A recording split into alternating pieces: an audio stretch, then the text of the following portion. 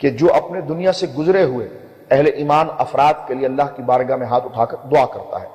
अब इबादत की तीन किस्में, इबादत बदनी, इबादत माली और इबादत मुरक्कब। बदनी इबादत नमाज है, माली इबादत सदकात है और मुरक्कब इबादत हज है।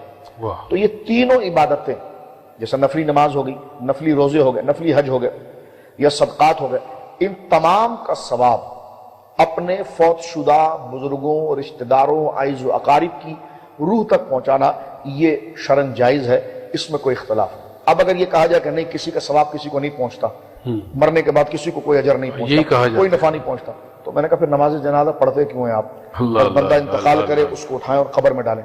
इसलिए कि नमाज जनाजा भी तो दुआ है ना, बेशक उसके लिए दुआ है। और अगर आपका कोई अमल उसको कोई फायदा ही नहीं पहुंचाता तो आप नमाज जनाजा उस पर पढ़ने की जरूरत क्या है? नमाज जनाजा भी तो एक अमल है ना, कि आपके अमल से गोया कि मैयत को फायदा पहुंच रहा है, आपकी दुआ से उसको